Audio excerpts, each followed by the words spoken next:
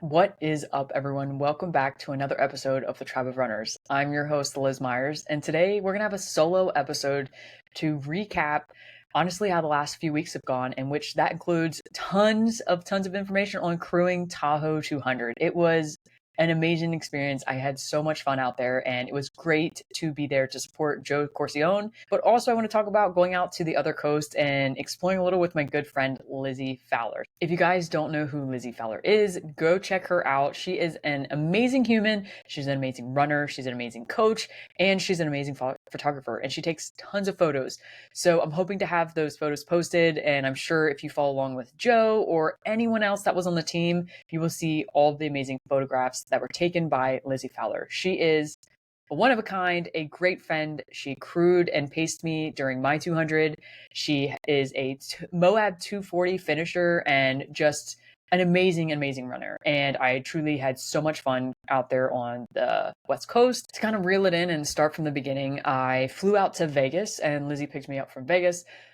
Bless her for doing that because it was a 4 hour drive, which I did not know until literally, I think, like either making it to the airport or the way back, like when she picked me up. So instead of making a 8 hour drive in that day, we decided to stop off in Death Valley. We got a hotel and just kind of chilled. Honestly, got some sleep, caught up with some work. It was like a long day for me. I'm sure it was even a longer day for her.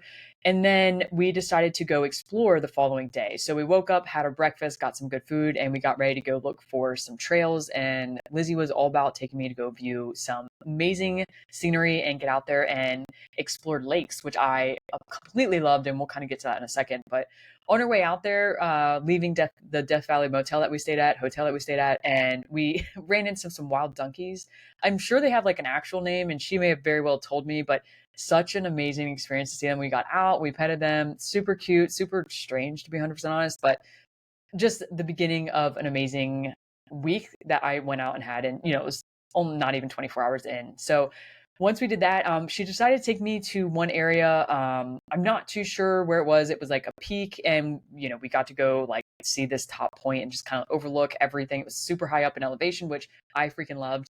And Lizzy, if you're listening to this, I apologize. I'm gonna butcher half the places you took me to and or where we went.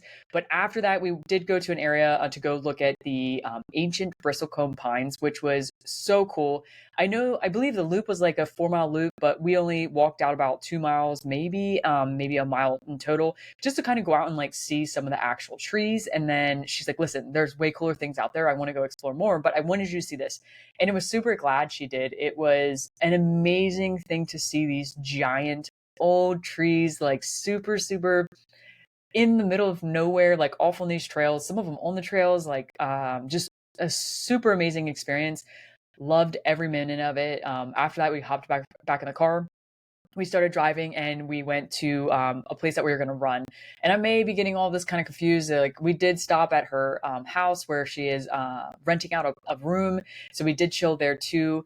But I want to say we did this run first. I can't remember, but we did a run. We went out to somewhere out in Bishop where she lives. There is like a trail that's 20 minutes away. And we just went out cruising and it was instant. I fell in love with everything. So we did like a trail that we went back and hit two different lakes. We hit the first lake, super pretty, super cool. And then she's like, the further one is even cooler. She did let me know there was some ice there and we were hoping it was still there. Sadly, there was no ice on this actual lake, but the lake was stunning.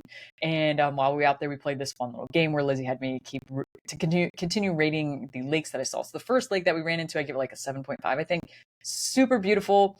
And she kept giving me shit saying I had really high standards, but it was very beautiful, super amazing to see, but I was looking for a little more, I guess, as all of us crazy nature people do. But super stunning. It was so amazing to be out in elevation and to like truly be up in the mountains and running. And I'm not gonna lie, I was a little surprised how well I handled the elevation. The first few miles kind of slapped me in the face, but after a while, yes, the breathing was hard. It's kind of a given, but it wasn't so bad that I was like struggling for my life, which was really kind of cool to see. I've personally experienced altitude issues when being in altitude. So I didn't at all during this, mind you, I was still only a couple hours in of, less than 24 hours of being in altitude, but it was really cool to go out there and experience that. We went to the second lake, super stunning. Sadly, it did not have any ice on it. but it was so beautiful. I gave that one like an 8.2 or an 8.5, I can't remember. And then we brought lunch, so we sat up there and ate some lunch and just chilled and watched this amazing view. It was so pretty, and it was just super cool to do. We also, on the way back, Lizzy did a full blown ice bath, dive into one of the creeks or like the rivers or whatever it was that was up in the water and or up on the mountain.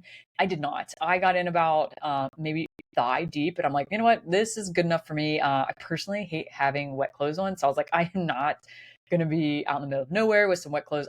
Yes, looking back, I probably should have. Lizzy did, and it was amazing. It was so funny, and we had such a good time. And then after that, we went back to her place.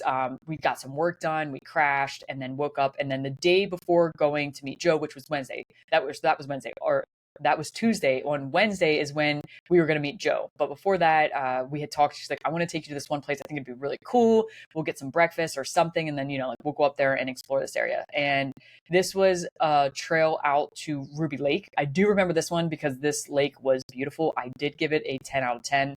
And for anyone following along on social media, it is the one that you can see the ice in the water and just an absolute gorgeous lake. And it was so secluded. There was no one out there. We did run into some guys sitting up like at a higher part of near the lake, but when we got down in there was no one there. So it was just her and I. We had lunch again, took some pictures, had a lot of fun. Neither of us did jump into this. But it was just super gorgeous. And I've said this to a lot of my athletes. I've said this a lot on social media, but like these 2 or 3 days, however long it was, of going out and exploring with Lizzy, like seriously was so needed for my soul and like what I needed for running more than I think I can ever explain. And it's funny, I remember, post Tahoe, I was talking to Joe and just like kind of venting to him, telling him everything that's going on in life and like the craziness. And he's like, I'm so sorry you've been married to a treadmill too. I'm sure that's just making everything worse. And, I can't say it's been making everything worse. Honestly, I don't mind running on a treadmill. It sucks, but so does the humidity and so does running on flat Florida. So it is nice to be on the treadmill to have some variation, but it was just so amazing to be out in the middle of nowhere with a good friend of mine, just taking in these views and enjoying myself. I had no pressure on like going out there and running a certain pace or an effort or not running or not walking or anything. Like I literally took some gels, a whole bunch of water, my poles and my GoPro, and Lizzy and I went and had so much fun. And it was something I think I truly like am just so grateful that we had the opportunity to do before we went out and to meet everyone for crewing and pacing for Tahoe, because it just like brought that spark. And I'm not saying I ever lost the passion for running, but it like just ignited that passion. And then not to mention being around Tahoe and being around the race, I am like ready to freaking go training. I am so ready to go and train normal, but sadly my body is not very happy with all the travel and the lack of sleep, which we will kind of get to in a second. But I am just so thankful that I had this amazing friendship that we got to do this and go out and go explore before all the craziness with Tahoe. And after we went and saw Lake or the Ruby Lake, we went to one more lake where we just like stopped, checked it out, and that was in Mammoth. Then we drove all the way out to Reno where we met Joe and the other crew. So it was actually Joe, Andrew, and Angela. So those are the three that we met on Wednesday. So, and to go over everything, we had whole crew. So Joe is obviously the runner, Joe Corcione, shout out. And then we had Andrew Redden, Angela, Shelby, Lizzy, Christian. I think that's everyone. So I was crew chief. Angela and Shelby were pacers and crew help. Mind you, all of the pacers helped. So hands out or shout out to all of them. But, quote unquote, our roles. And then Andrew was doing video, plus he was pacing. Christian was doing video and he was pacing. And then Lizzy was our photographer. She did help a lot too, but was definitely out there trying to get all the amazing footage that she could via camera and video. So if you were following along on the Tahoe journey, all of the posts and the videos were done by Lizzy. So again, another shout out to Lizzy for amazing photography, videos, and shout out to the whole crew for going out there. So when we got in on Wednesday, it was just a few of us. Again, it was Joe, Angela, Andrew, me, and Lizzy. Christian ended up flying in on Saturday, and we got him when we were at Village Green. And then Shelby came in on Thursday. Long story short, horrible delays in plane felt so horrible, but she did make it. So, which was really, really cool. But getting in on Wednesday, we all just kind of hung out. Thursday rolled around and we did a shakeout run first thing or actually, we did a shakeout run midday afternoon, and we left our Airbnb and then ran all the way up to where the start and finish would be, which is also Heavenly aid stop. So, the center point of kind of this race, but we got to do a little shakeout run. I think it ended up being like 2.5 miles there and back. Tons of up and down, but it was really cool to just like pop out of the Airbnb, run down to the start, say hi. We did end up seeing Candace out there. A few other people were out there setting up. So it was super nice to just say hi and, get to see the start and finish and just, soak in that pre-race start. And it was super, super cool for that aspect. And then after that, we did go back. Eventually we went back to Big Pickup where we got everything ready for Joe, with him checking in, getting the bib, getting all of the credentials signed off and agreed that he was okay to start running, and then getting to meet and greet all the people that were there getting ready to race or crew and pace, which was super awesome. So I got to meet in person one of my athletes, Vadim, shout out. He did an amazing job out there and gave it his all, and super cool to actually like meet someone in person. I always love doing that. So if I ever have a chance to meet someone in person that is my athlete, I definitely do so. So it was great to do that. Also, we got to meet Killian. So Killian, I've known for a while, I've been following for a while. I've been chatting with him because he is a new coach on the Everyday Ultra team. It was just so great to be able to actually link up and see him in person. So we did that at the start as well, which I'm pretty sure a majority of us was like first time all of us meeting him. And then, not to spoil it, but if you don't know, shame on you, but Killian did get first overall for the Tahoe 200. So just super cool to actually meet him and see him in person beforehand, and then, him to go out there and crush this race. So it was super, super amazing.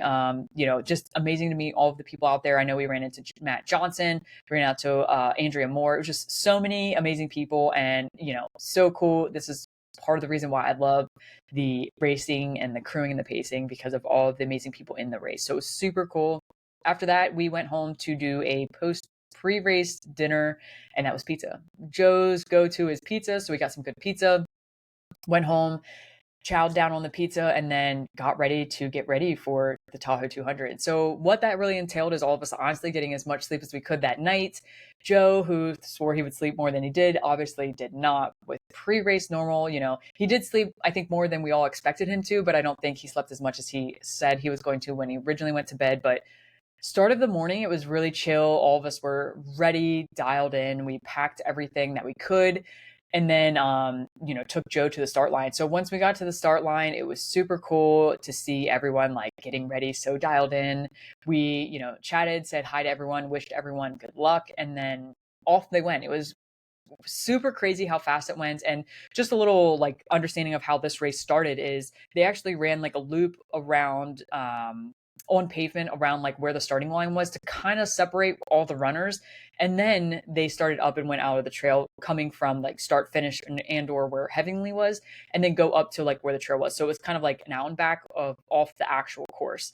And if you don't know, this year it was not a full loop, but it was more of an out and back down where we would actually not see our runner for 63 miles. So they went out and back on the underside, I guess you could say, of the lake, staying south side of the lake, and then north side of the lake, they went up. And that's where like we got to see our runner multiple times. And I'll kind of get into that later. But to start off, Joe went out, did amazing. Everyone did kind of divvy up, and it was just super cool to see the front pack go out, see the mid pack, the end of the runners. And, it was just so amazing to see all these people crushing it and giving their all. And then after everyone left, we hopped in our car, went back to the Airbnb, kind of got everything settled. And it was like chill time. We really didn't have much to do from then until 63 miles in, which is crazy to think about as crew and pacers. But we knew we had to make as much time as we could, or do as much as we could with this time, because after this it would pretty much be go go go go until the final, where then he would have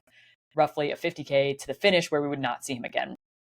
So that first 63 miles, honestly, we went to the hotel. We went back to the Airbnb, then we went to the hotel where we were going to be staying as kind of like the main point of access until the end of the race, which would be Sunday night, Monday morning, where we would then go to the Airbnb that we had for the remainder of the time. So we were in a hotel in Carson City. Not gonna lie, Joe already knows this. It was the weirdest experienced with this hotel. Not the cleanest on the outside, but the room was super, super nice. So it was amazing. It wasn't anything that bad, but I will never forget, we drove there and parked our car, and I was like, you know what, like, because there's so many of us, let me just run inside and get our room tickets, our room key and all of that, and then I'll come back outside. And so everyone's like, yeah, that's cool. So I run inside, I'm talking to the lady up the register and getting everything settled in, and there's this human person, it's a lady that came in on a like electronic wheelchair, and she just stops like dead to the side of me, right facing me, and I'm still facing the lady, and I look over and I smile, and then she starts like going off, like not like loudly or aggressively, but loud enough that I can hear, and she keeps saying like, she's not from around here, she doesn't know yet, but I need to tell her, I feel like I need to tell her it's going to be bad. Mind you, it is Friday the 13th. I personally love Friday the 13th. I was born on Friday the 13th, so I'm not superstitious by any means, but it was the weirdest thing to have this woman over there saying some crazy things. And like, I think the craziest part of it all is like she kept saying like, I just need to tell her, and then like would wait a second and then like tell herself like, she just needs to know it's not going to be good, something bad's going to happen to her, something bad's going to happen to your mom, blah, blah, blah, like all this crazy stuff. And for any of you that don't know, I'm super close with my mom, so I'm like, what is going on? And in the midst of all of this, like, I'm trying to like look but not look, pay attention to the lady in front of me that is like checking me in. The lady in front of me is not batting an eye, doesn't even notice her existence, so that was even stranger. And I'm just like wondering, like, am I losing my shit, or is this lady really going off? Like, obviously something is wrong, no judgment, I have no clue, I don't even know this town. And so I like get the key and run back out to the car, and by this time I'm like walking fast, and I get in the car and everyone's kind of like being really weird, and I was like, dude, the craziest thing just happened to me. And they're like, no, no, no, the craziest thing just happened to us. So in the midst of me being in there, getting the room key and experiencing that woman kind of freaking out, while I was in there, a whole bunch of cops came, like swarmed the car, but not really, because they were more or less getting ready to go inside the hotel. And it was the craziest thing. So I'm telling them this, they're telling me this. I'm like, wow, this is insane. Then we go and actually park the car in the actual parking, which is underneath the hotel, and we go up to the room, and then we get a few of us get ready to leave because we wanted to go to the gas station to like get some water and get some snacks. So we're walking out, and in the process of all this, we see the lady in the wheelchair, and then a whole bunch of cops and an ambulance there. So obviously the cops were called to come get her. Super strange. We go and get our drinks, we come back, and then this lady's actually getting into the ambulance. So no clue what's going on. We still have no clue, but the craziest start to Tahoe 200. But that was the worst of it, to be 100% honest. After that happened, we just kind of went our ways. Nothing, nothing super, super crazy.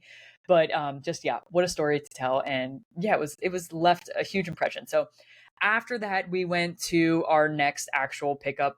Oh no, before that, after we had that crazy encounter, we got ready to go to the next aid stop, which was going to be Heavenly. So we actually had to backtrack down to where Heavenly was, which is roughly 63 miles in. But before we did that, we went and stopped and saw an epic sunset. So Lizzy was out there. She actually went and ran while we were doing all the craziness, and then she met us at the hotel. And then we all went down and catched an amazing sunset, and then went to Heavenly. So sunset was amazing. So cool to experience that. And then we went out to Heavenly and met Killian first, actually. So we got there early enough that we got to saw Killian come through. I believe he came through right around like 10 p.m. So super dark out. It was super cool to see him transition at this point, because his mom was his crew and they were just so dialed in. Like literally he came in, did what he needed to do. She was helping him, getting him fed. It was just super, super amazing to see. And it was so cool for all of us to be there and kind of cheer him on. He was in and out, I swear, within like 10 minutes, and that was it. So after all that happened, we kind of hung out a little longer. We did see Annie Hughes come through, which was super cool. She was just as dialed in. She didn't change and or do aid right in front of us. She kind of went away to the side. And, as us normal people, we didn't want to be like, oh my God, oh my God, oh my God, and be up her ass. So we just kind of hung out to the side and then watched her come in and come out. And then Joe did come in, had a very quick and efficient aid stop. We did do a shoe and sock change. So Joe had a plan, just about every 50 to 60 miles, we would do a shoe change. And then almost every aid we saw him, we would do a sock change and get his feet prepped and get him ready, just to make sure there was no blisters or no issues. And during this whole process, he only had one blister that I had to pop, which was super, super cool. And it was a blister like on the side of heel that was more or less under a big callus he had there. So I already like yelled at him and was like, hey, like you need to take care of your feet, clean them up a little bit better. But he truly had no feet issues, which was really, really cool and very rare. So shout out for him actually having no feet issues, which was super cool. But in this aid, it was super, like truly super efficient. We got him some food. He ate a little bit. We did a pack swap. So that was one thing that Joe wanted to do this year with Tahoe, was to do a pack swap instead of like adding things to his aid station. So we already had a pack pre-ready, but we had to take some of the stuff from the old pack and put it into the new pack. So that was kind of a learning curve, and we did that the first aid. And then I'm going to ruin, I don't know if Joe actually knows this. I think he does, but we ended up not doing a pack change after that. And I'll kind of get to that in a little, but realizing that it wasn't efficient for us as aid. So I'll get to that in a second. But super, super fast transition. And then Joe went back out going now, instead of going south, he was going north Tahoe area. So he picked up his pacer, which was Andrew Redden, and they went out for their first section. And Andrew was so freaking excited. I was so excited for Andrew. It was so great for him to go out there. So Andrew was just super excited, and I was so pumped to have him go out there. After they leave, we packed up, we got back in the car, and then we went back to the hotel knowing we would have about a 32 mile-ish or 32 miles to, we would see Joe again. We knew it would be a decent time, so we actually went back to the hotel and got some sleep. I want to say I was the one unlucky one that got only about 3.5 hours of sleep that night. I think everyone else did get more. I'd say other than me, there was like maybe a 4 hour, 5, 6 hour type deal. But I don't sleep well anyway. And then having all of this going on anyway, it didn't work out. But I will say, I did wake up and was kind of hanging out, and then Andrew called me. So I'm like, oh shit. So I went and checked my phone because everyone was sleeping. I went into the bathroom and picked up my phone and talked to Andrew, which actually had some elevation issues. So sadly, Andrew had elevation issues and got super lightheaded, super sick, and he had to stay at the aid, which was in Spooner. Luckily, if you look in the rule book and however it is, if something like this happens where it's medically impossible for a pacer to go out, as long as that pacer stays at aid and does volunteer for them, they're not, like, the runner is not disqualified. So Joe, like, super lucky because why would you want to send a runner that has altitude sickness back out and continue running? Not the smartest thing to do. And then honestly would have jeopardized Joe's race. So Joe went out on this next section. I think it was roughly like 18 miles solo, but Andrew stayed at Spooner and like just took care of himself. He called me and apologized, and shout out to Andrew, like hardest thing I'm sure he ever had to do. And I feel for you because I know how excited you were to go out there, but the smartest thing we did do is make sure he'd stayed there and, kind of recovered. One thing I will say, and like we all talked about this as crew, I'm not dissing on anyone at this point, but we should have made sure he gotten out of altitude. I know he wasn't super high up there, but Spooner is still pretty high. And if someone is dealing with altitude sickness, you don't leave them at altitude. You take them out of altitude. So I know a lot of us had talked about this and was kind of like, oh, this is weird that they're keeping him up there.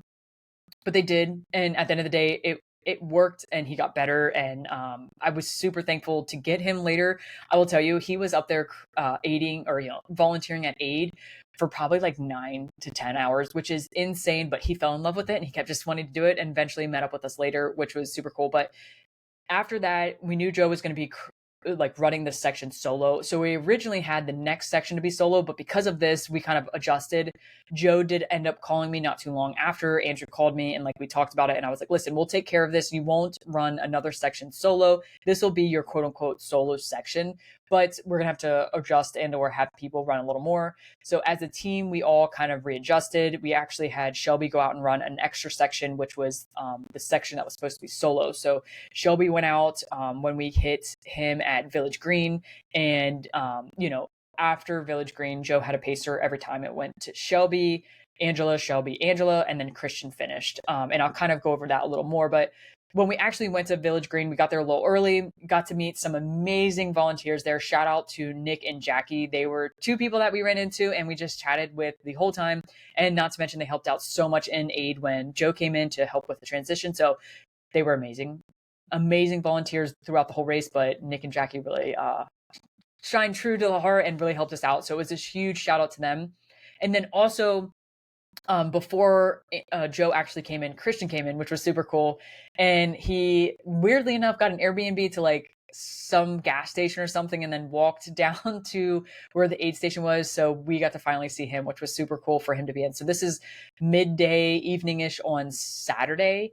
And, this was just such a cool experience to have the whole team there, excluding Andrew, who was out volunteering, and then, get to have everyone there to help crew Joe, and then also have Lizzy taking the pictures. And it was just really, really special to have everyone there. Again, these people that were all brought together, majority of them were on the team aside from Shelby, but Shelby is now the new, can't talk about it yet, but she is 100% going to be on the team. And it was just so cool. So Lizzy is a coach. Christian is our social media manager on the team. Angela's a coach. Andrew's a coach. I'm a coach. Joe is obviously Joe Corcione. And then, Shelby being a new secret project that is going to be on the Everyday Ultra. So just super cool to have us all there, and an amazing experience for all of us to be together. And we were very, very tight knit, all very different people, but all kind of like worked together super well, and just an amazing crewing experience. I have to say, like, hands down. I know I'm not even halfway through yet and already talking about how amazing this team was, but it's really true. And it was just so cool to experience all of us together. I know when they came into Village Green, I was wearing a shirt that I got for Joe, but I had to wear it first. And it says, "Don't be a weenie." And it has a hot dog with a hot dog in it, a hot dog and a hot dog bun.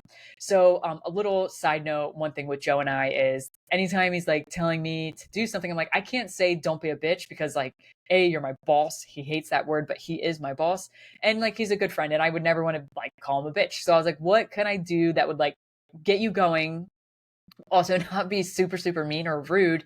And he's like, tell me to stop being a weenie. So like, it's been a thing for me and him. Like, anytime something goes on and I'm like, I need to be, some tough love with him, I'm like, dude, don't be a weenie. And so for Tahoe, that was like something I really wanted to push with him, is like, dude, just don't be a weenie. So I wear my "Don't Be a Weenie" shirt, and it was super cool to have him go out there and see that and come in and like laugh about it. So like, trying to keep the spirits high. He actually came in looking really good at this aid stop, definitely dealing with Tahoe lung already, which is super, super crazy. I think it honestly hit Joe like early, like 20 or 30 miles in, that he was dealing with the breathing issues. So if many of you don't know, it's very common for runners in the Tahoe 200 to deal with what they call Tahoe lung. So Tahoe lung is a just breathing issue. And a lot of people are like, oh, it's probably from altitude. Yes, 100% is from altitude, but also it is from the pollen and the allergies and all the craziness. So around this time of year, pollen is really bad. And I'm going to be 100% honest, there was multiple times where I'm sitting at an aid station looking at my phone, creeping on Joe, and I just see the pollen land on my phone. And before you know it, my whole phone is covered in pollen. So pollen is a big issue. Anyone that deals with allergies, huge, huge issue. And it rocked so many runners. I know of so many runners that DNF'd because of Tahoe lung, because of breathing issues. But I think one thing that Joe really held to strong, and I'm like so proud of him for this, is he kept telling us, like, everyone is dealing with this. Like, everyone is dealing with Tahoe lung. So it's all I can do to just keep pushing. But being super smart, there were certain situations where I remember him telling us, like, I couldn't push myself up the hill because like I could barely breathe. So I had to like really take it easy compared to what I would usually do. And yeah, that may be the situation that you have to do for this race. And it's just because of the altitude and or the Tahoe lung that goes around. And, knowing that you're not alone, that's not like you're the only runner out there dealing with this. Yes, some people may have not dealt with it as early as other people. Some people may have not dealt with it as extremely as other people, but at the end of the day, everyone was struggling to breathe. I know our pacers that would go out and kind of come back, and we could tell the raspiness in their voice, or we could hear like the little bit of cough. And surprisingly enough, like, I was so worried about getting, not to say sick, but like allergies. Always have allergy issues.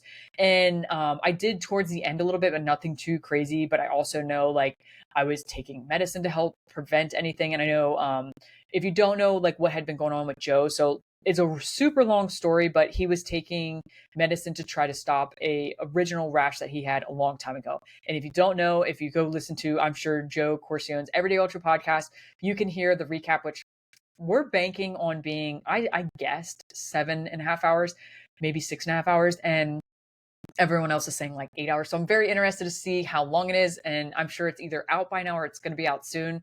But I'm sure he will go into depth about all of the issues that he was dealing with pre-race. I'm not going to kind of get into that because I want this to be about like crewing and pacing. Hands down, Joe dealt with this amazingly. But I do know, and he did mention, like, his performance felt a little off when he was on the medicine. And at one point, he stopped taking the medicine, which is when his Tahoe lung got really, really, really bad.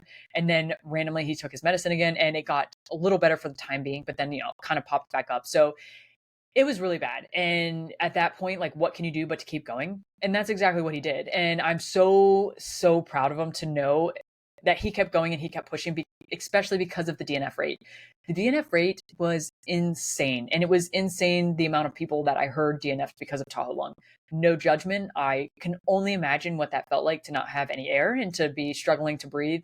So it is what it is. But again, I'm so proud of Joe for continuing to push through because it was not easy and I could see it. And at this aid station, I kind of talked about this previously, but at Village Green is when I officially, as crew chief, was like, listen, we are not doing a bag swap anymore. It is not sufficient and we're just wasting so much time and energy. So, and the only reason I say that, no hate or shame on Joe, is we just actually didn't have enough gear to do a successful bag swap. So with any 200 and Tahoe destination trails type races, there's a lot of required gear. One of them being pairs of pants, like insulated layer, a hood, a long sleeve, like so many different things. And then charging battery plus headlamp plus, extra 500 calories. A lot of this was like, we were literally prepping a bag and then taking Joe's bag and then re-putting half of the stuff that was in the old bag in the new bag. So I was like, why are we doing this? We were like literally wasting so much time. And I know at that moment I told them, like, listen, like, let's just get the water bottles ready, the bladder ready, and then the food ready. So at each aid station, as many of you know, I do the same thing as Joe does, and it's super beneficial. Is like you pre-plan all of the aid station bags with nutrition. So he had a bag for Village Green 1, he had a bag for Village Green 2, he had a bag for Brockway. All of the bags were for nutrition. So we would take a nutrition bag, we would take all the water, and then any extra gear that we'd need. But like, we put it in his bag that he continued to wear the whole entire race because there was no point for us to actually do the bag swap. It was just way too much stress. And I didn't want to put that on other people because when Joe actually came in, I had anyone that could help actually do the bag swap. And then I focused on Joe, which was the majority of the time taking care of his feet and taking care of like the suit change, making sure he ate. As many of you know, Joe is a really high energy talker and he likes to talk and gets very distracted. So majority of the time it was like me yelling at him to eat and to continue drinking fluids and all of that, which, nothing. Joe knows this and he straight up told me, like, I need you to tell me when to eat and when to drink and like be on my ass. So, that's what I'm there for. So I wanted that main priority to be focused on him and making sure like everything was there that I could take care of. So I had someone else do the bag swap, which is, I remember one time like we had to go through a list and was like, do you have this? Do you have this? Do you have this? I'm like, why are we doing this? Because everything is already in the bag. Like we just need to replace water and hydration compared to replacing, making sure we have this or switched over.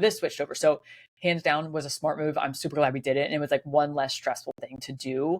And then during this transition, one thing I want to mention is like something Joe was really, really good on. It was every time he came into aid, he ate and consumed something like very big, solid food. So like, I think majority of the time it was either pizza, quesadillas. And I remember one time he had grilled cheese and he ate like 3 grilled cheese. At one point he had like 3 pizzas. He had 2 hamburgers or cheeseburgers once.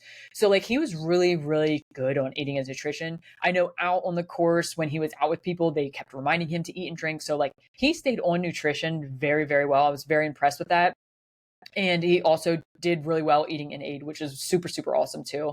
One other thing that we always made sure he ate and drank was a recovery drink. So at that point, he had Tailwind Recovery. It was the Cortina DeWalter's birthday cake flavor, amazing. And that was something he always looked forward to coming in. And then we also, he would have an energy drink or caffeine pills and then a ketone IQ. So a bunch of things that he always wanted, but we always made sure was there. Super fast transitions. I want to say like Heavenly, Village Green, and the Brockway were like super fast, but also Brockway, when we got there, we realized he was going to need to take a nap. So at this point, this was realizing that he was going to be a little slower than normal. So the original plan was no sleep. And at this point, we are like, you know what? Like, I think you do need some sleep. He agreed. He was feeling very tired, was kind of being a little loopy at this point. So we brought him in. This is right about at 100 miles and had him go to sleep. So he did a 20-minute nap. And before that, we had him eat a little bit. We had him lay down. And then I get, left him his clothes and like, do a complete clothes change. We'll worry about your feet and your shoes and all of that later. But for now, like just get in here and, get some sleep. So he slept for 20 minutes. We gave him the full 20 minutes. And then when we came in to wake him up, he was like literally waking up as we were coming in. So it all worked out really, really well. I want to say honestly that sleep kind of saved him. I remember seeing a few pictures and or like Joe talking about that moment before where like he was just struggling, really, really struggling. And we could all see it. And so for him to get in there and get some sleep, I think was amazing.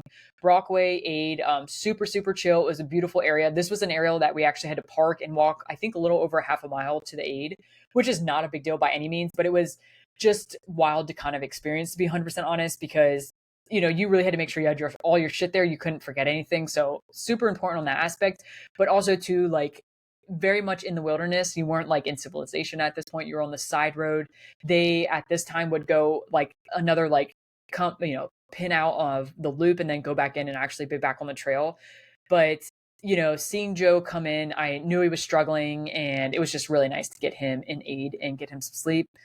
When he woke up, seemed a million times better. We got him some more food, continued to eat, took care of his feet, did a sock change, shoe change, and got him right back out there. And at this point, when he went out after Brockway, he did go out with Shelby, and they were about to do an 18-mile gap. So before this, I should mention too, like we kind of struggled on what to do with that last aid stop. Like, do we go to sleep? Do we not go to sleep? Like, do we go back to the hotel? And at this point, going from Brockway to Tahoe City, we had about 19 miles. So we're like 100%, let's like go take a nap. Let's try to get some sleep. So we went back to the hotel at this point. And right before that, so right as we were leaving Brockway, we are walking down the trail and we see a bear. So amazing experience. I know that sounds crazy, but it was so cool to see this bear.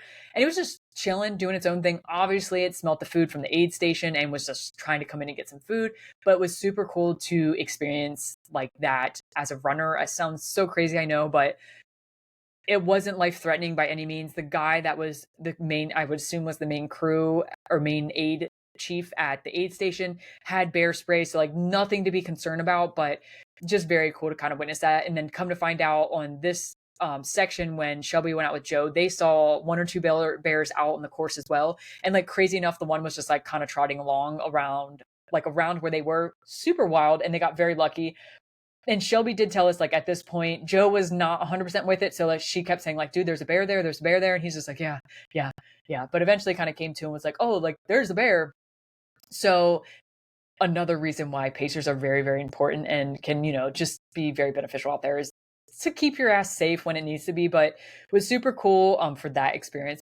So I do believe at this point, this is where things get a little weird. So I don't believe we actually went to get sleep from when we left Shelby and then went to the next aid. We had Angela. So I'm pretty sure we all decided, like, let's go to where Tahoe City is and try to sleep in the car instead of going to the hotel. And because, like, long story short, it would have been like 2.5 hours to go to the hotel and come back to aid compared to like just going straight to aid and then trying to get some sleep in the car. So that is exactly what we did.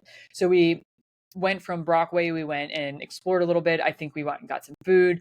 Then we went to Tahoe City, where we were waiting for Joe to come in. And at this point, Andrew and Lizzy went to the actual aid and like chilled out up there and got to hang out with a lot of people. And Christian, me, and Angela decided to take a sleep.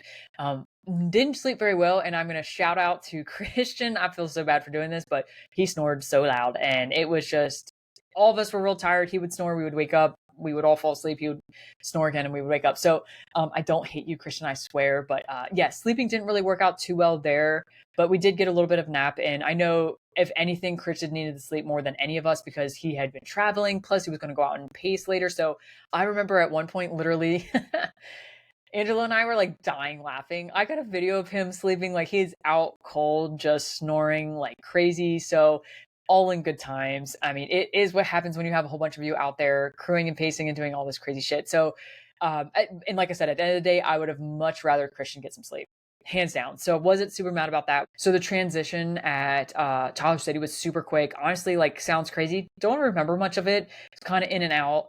We got back into the car, and then we all drove back to the hotel at this point. So Shelby ended up staying with us, and then Angela went back out to finish her crewing duty. and we decided, we knew we had 18, 19-ish miles. So we did go back to the hotel. And the reason we did is because we were going back to the hotel and then wouldn't have to travel out so far. So if you think about it, Tahoe City was the furthest away from our hotel. And then Brockway was like a little bit closer. And then Village Green would have been the closest. So we left Tahoe City, went to the hotel, got some sleep. At this point, we had heard back from Andrew. Obviously, he went and was with us at Tahoe City. So I want to say we picked up Andrew.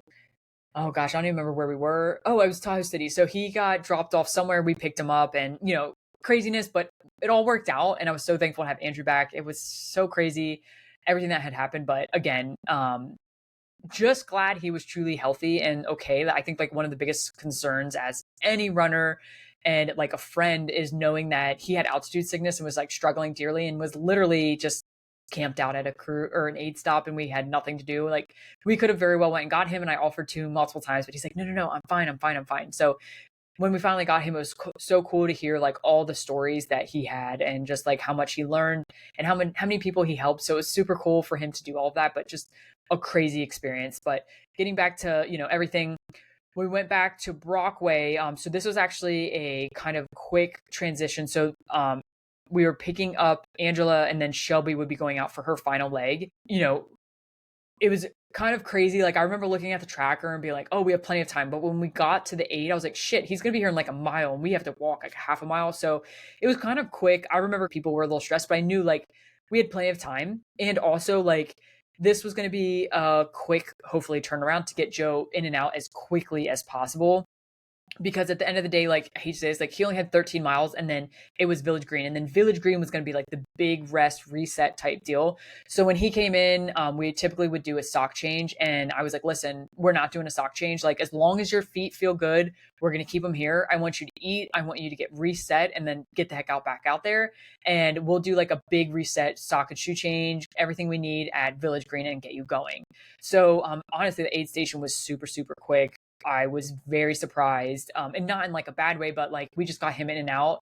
And hindsight, like after talking to him a little after the race, like maybe we should have actually let him sleep a little bit right there, or maybe even slept a little at Village Green, which is the next aid stop. But I do know he struggled a little bit with seeing some shit, dealing with some shit out there.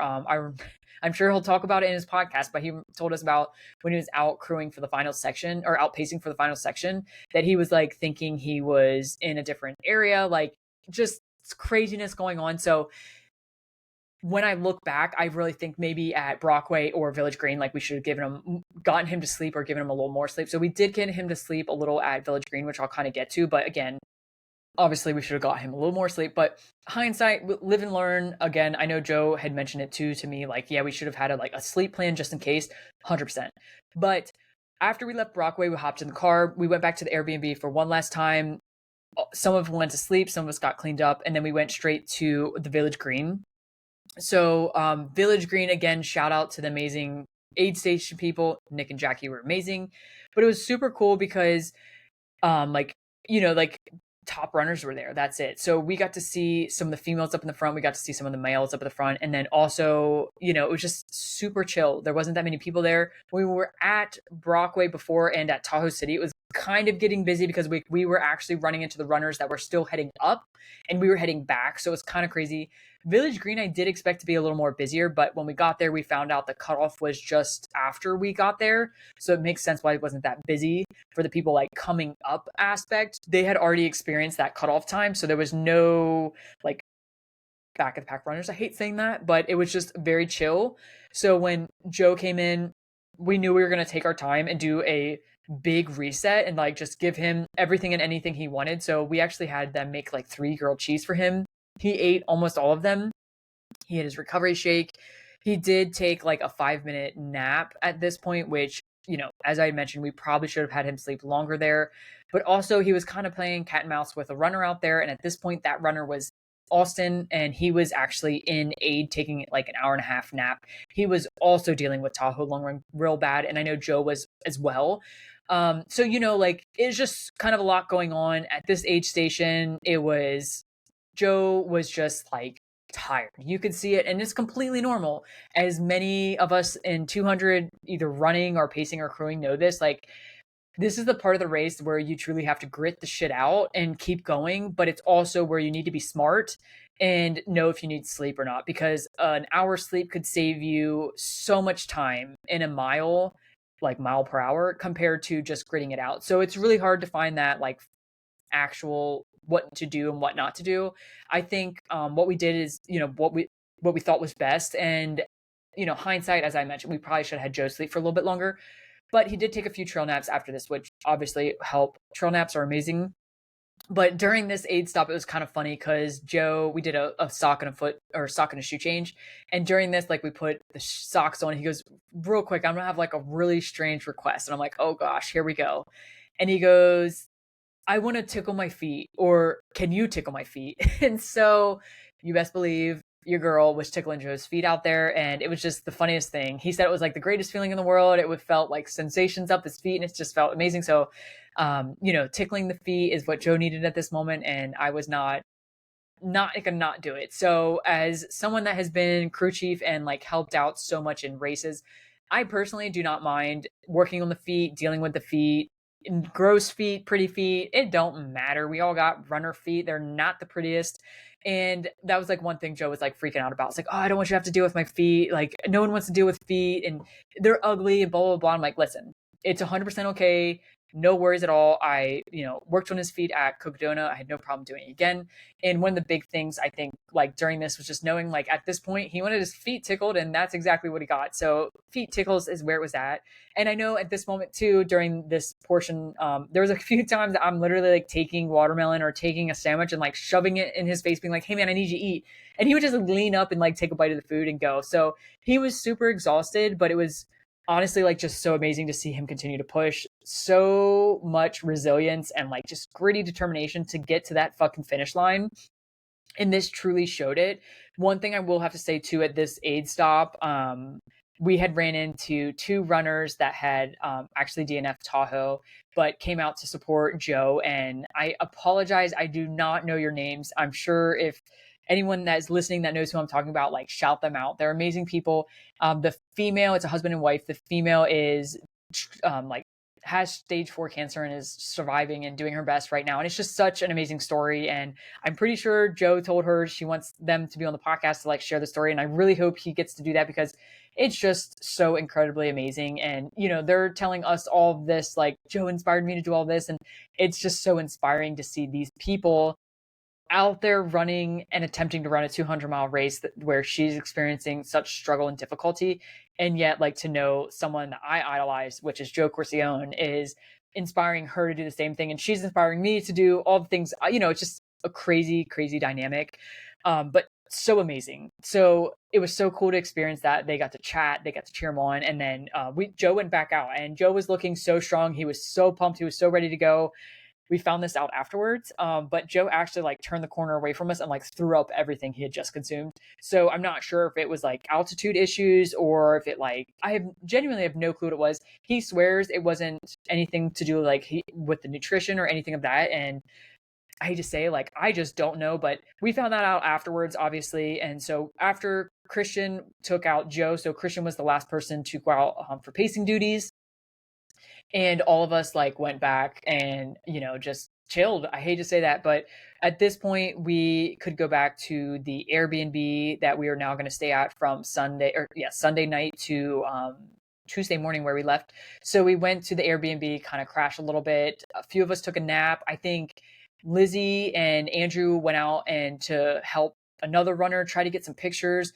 Then all of us ended up getting together and doing dinner, went back to sleep. And then it was the wake up every few hours to see where Joe was at and wait for him at the finish line. So we ended up, I think, getting a few hours of sleep and then like, again, played that game of like, wake up, sleep, wake up, sleep, wake up, sleep. Finally saw he was getting close. We went to the finish and it was an amazing, amazing thing to see Joe cross that finish line. He was so fucking pumped. We could see him from like past the start line where they're like actually traversing down the mountain or like the hillside, whatever you want to call it.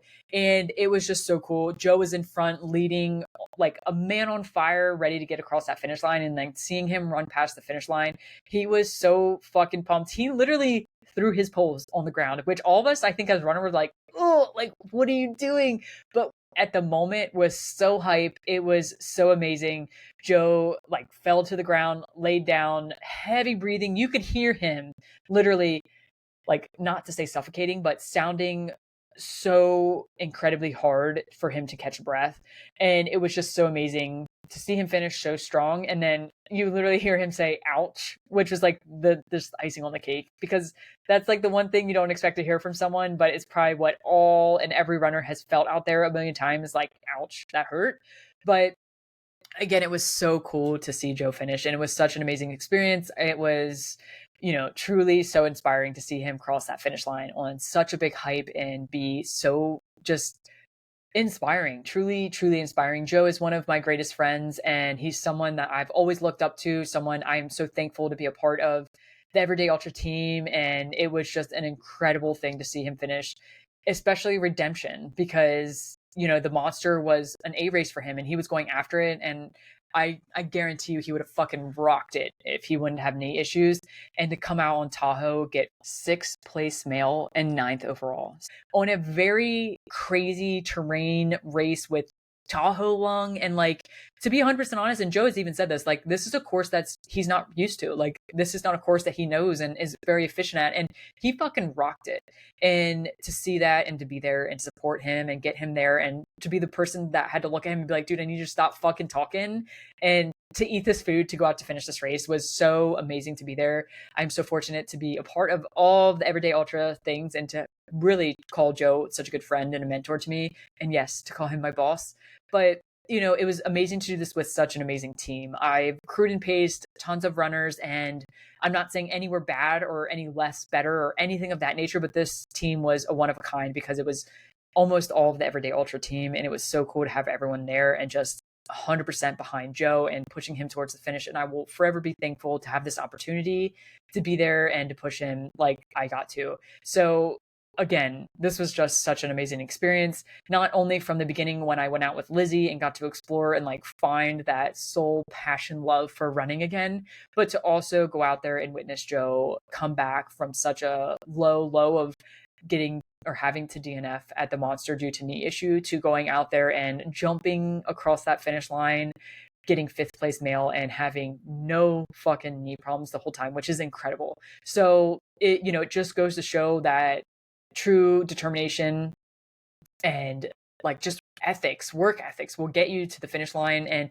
as long as you truly believe in yourself, and Joe 100% did, not to mention all of us out there and everyone else that is a huge Joe Corcione supporter, we all know he would go out there and crush this. And I am just so freaking glad to be a part of it, and truly am just so honored to be a part of this team and to be here. And that's a fucking wrap. That's literally how everything finished. We went back to the hotel or the Airbnb. We got some sleep. We woke up and we did do lunch with Killian the next day.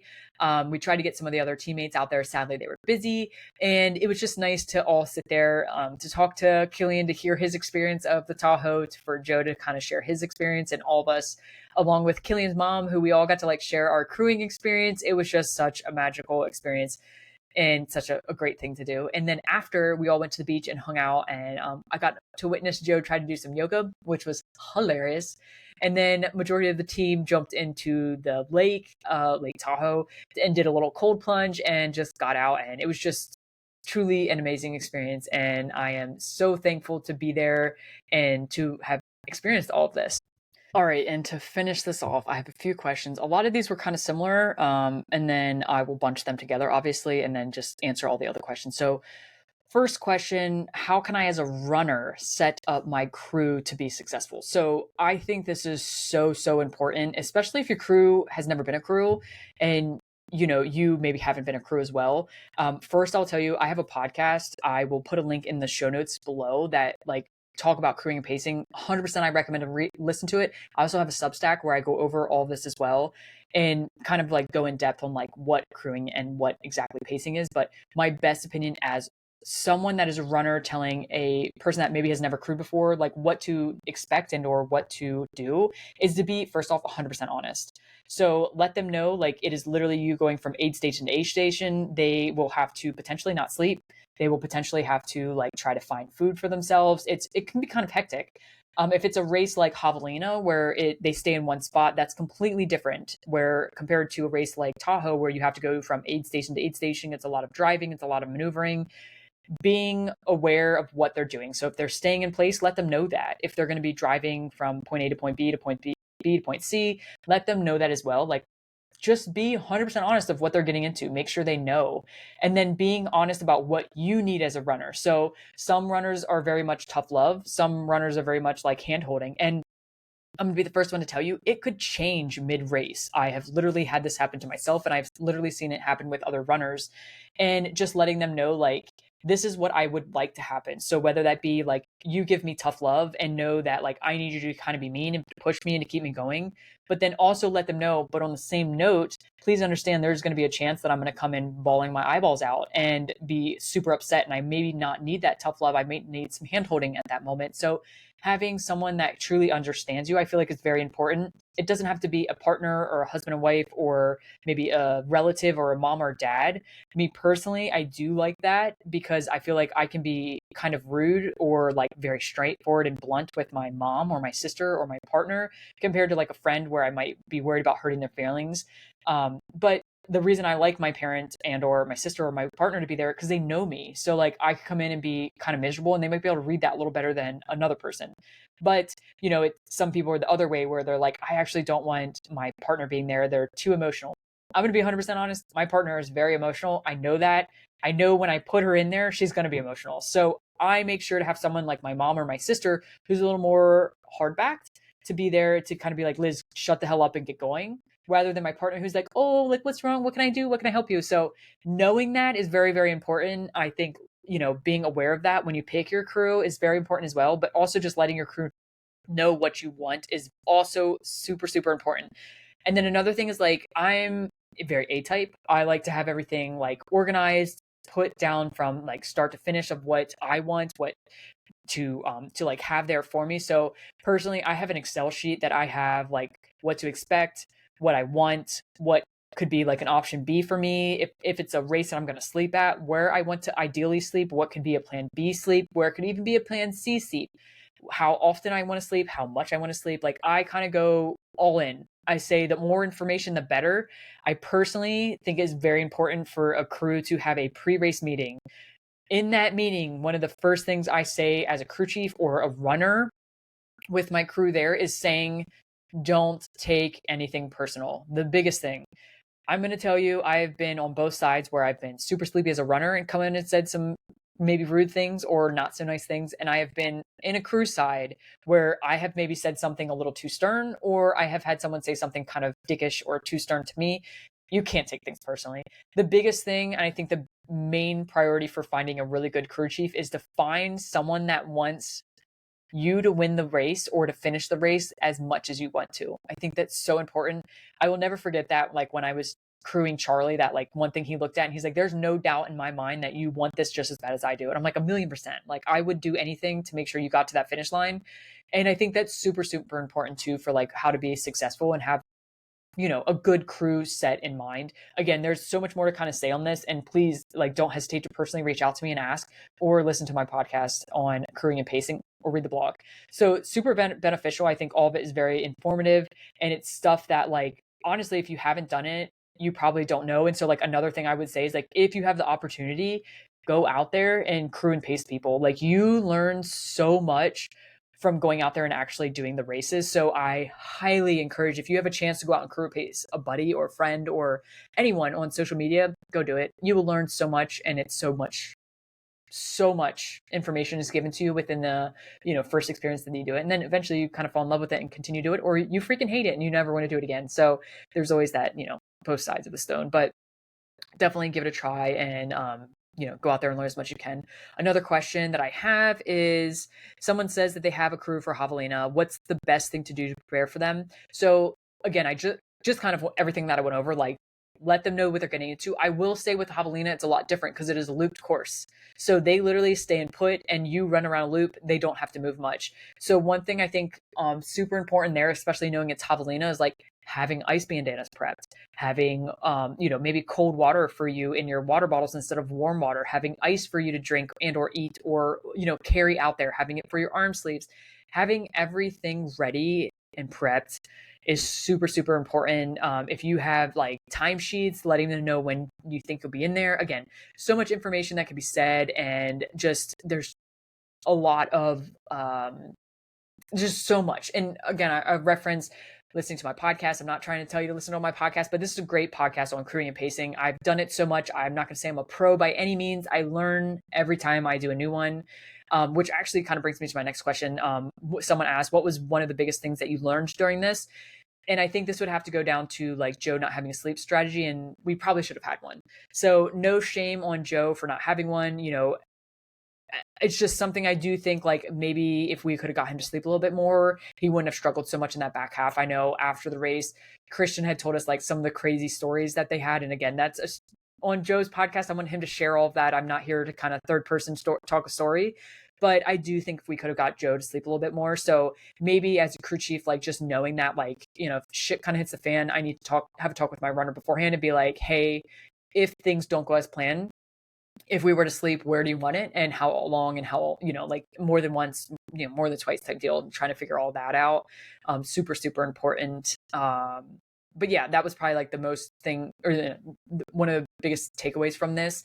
Another question is, did you have fun? Yes, I had so much fun. So I truly do love crewing and pacing. Even if I have a bad experience, which I have before, it was never detrimental that it ruined the whole actual crewing and pacing for me. I may have had a bad moment and or a bad encounter, but at the end of the day, like, it's me helping that runner. And every time I've either been crew chief or like in a crew, my main priority is getting that runner to the finish. And I will literally do whatever it takes. I will never hurt someone or be a complete asshole to that, but I will always do what I feel is best. And as a human, that's all we can ever do, is do what we think is best. And sometimes, it's not always taken that way. But with this team, again, it was just an amazing group of runners and athletes. And it was so cool to have everyone there and just to support and cheer on everyone in getting Joe to the finish. So that was super cool. Some other questions I had, one of them is from a new friend, good friend, Alyssa McKillen. Yes, I would love to crew and pace you anytime. If you need some, let me know. I will definitely be out there. And if I need help, I'm going to reach out to you. So I will definitely let you know as well. She's an amazing person. If you haven't listened to the latest episode of Tribe of Runners, she had just completed the backyard ultra at BPN. Sadly, she did not completely win, but it was an amazing first backyard ultra experience for her, and she learned so much. And it was just so cool to have her on the podcast and to share all things about that, because honestly, it truly took me, or put a different perspective in my mind of like what to know they did for every one runner there, and like what other race directors could do to potentially be a little better. But no shame on other race directors. All the race directors I've ever met are amazing, and I think BPN is just doing things a little differently, and they're kind of doing it in the right kind of ways. Another question for me is, what was one thing that was the worst thing that you, or what is one thing that was the worst thing that you had to do in this excursion? Everyone's probably thinking it's like footwork and feet tickles that I would say would be the worst, but it doesn't bother me. So it wasn't anything to do with that. I would probably say, like, as always, as a crew indoor pacer, the worst part is the lack of sleep. I feel like the older I get, the worse it is getting. And I will be 100% honest, when I came home, so I actually had some delays in my flights, and then getting home was just rough. I was supposed to leave at like 10 p.m., I think 10:50 p.m. on Tuesday night. I didn't end up leaving until 1 a.m. Wednesday morning, and then I didn't get home until it was like 12 p.m. the next day, or like that day. So I was at the airport early too, because everyone went to the airport early, and Joe's like, you could have just hung out and gotten to the airport later. But at the end of the day, like, I just went to the airport to work. But it was really hard knowing I went from like so much lack of sleep to one good night of sleep, and then literally I got 2 hours of sleep on the airplane while we were flying, and then had to get to the next airport, get on the new plane. By the way, I was on standby for 3 different airplanes because they were all full, and they were trying to get people to places because the long story short, I guess there was a storm out there. They couldn't get planes to where they needed to be. It was just a hot fucking mess. So when I got home Wednesday, I tried to stay up for a little. I took a nap. Then I slept like 12 hours that next night. It was insane. I still don't really feel 100%. My stomach is a little jacked up, probably because like the lack of sleep and not eating correctly, and that. So that would probably be like the worst part. And that's nothing to do with Korean pacing. It's just myself getting a little fucking old and not being able to hang. But it is what it is. And then yeah, I was asked a couple times about like what my favorite and least favorite and most favorite parts are. So not unless like to go over that, like I think my most favorite part honestly was watching Joe cross the finish line. It sounds super cliche, but it was just to see like him go from such a low to then go to such a high, and for him to get through that finish line was incredible and such an amazing thing to experience. I love it. I love it every time I see a runner cross the finish line that I helped get there, and it was just so special. And then like if I have to say least favorite part, probably that weird ass encounter with the lady at the hotel. And yeah, it was just super odd, super weird. Nothing bad. Just kind of like odd, very, very odd. Let's just say that. Um, Another thing is like, as a crew chief, what is one of the biggest, main important things that you could ever have to tell someone? So I think this kind of goes back to something I said, like along the lines of like, as a crew chief, you have to want it just about as bad as they want it, and or know that they can do whatever they're going to do. So if it's a 100 miler, know that you have the confidence in them that they're going to do the 100 miler, because they will look at you for that confidence. They will look deep into your freaking soul when they're struggling to see that you're still counting on them, that you can do that. I've literally done it to my own crew, and I've literally had other runners do it to me as crew.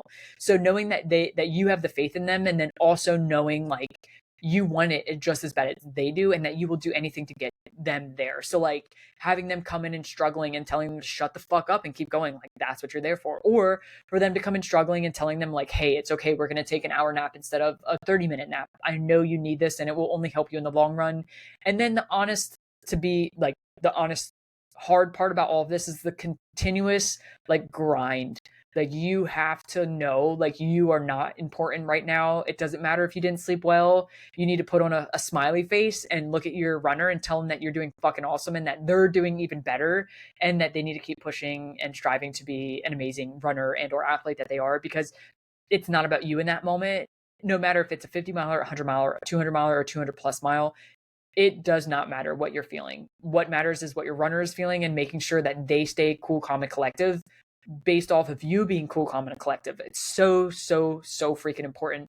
I've literally watched other crews break apart and see their runner break apart because of it. Or I have literally seen meltdowns of runners and or pacers or crew coming in, and then the runner feeding off on that because it's all they know and it's what they experience. So like making sure you can keep your shit together enough for your runner to have their shit together.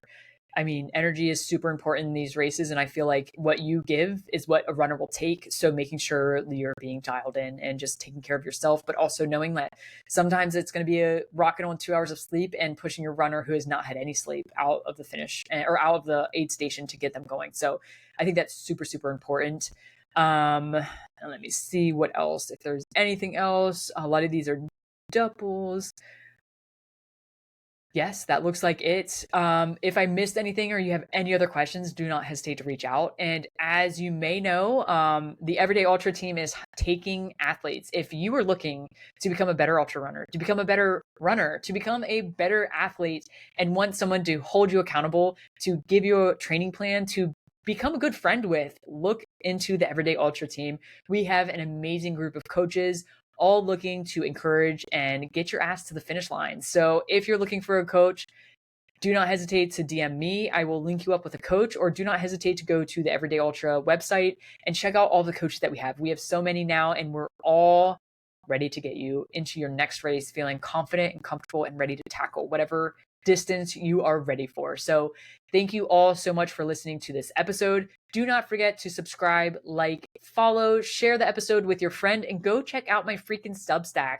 I enjoy writing. I am writing books. I want you to go and follow along on this amazing journey, not only through social media with my crazy ass, horrible reels that I make, also with the podcast, with YouTube, and with my writing. So go follow it all. If you have any questions or don't know where to go, check in the show notes below. You will find all the links and you can go become one of my biggest supporters. I would appreciate you greatly.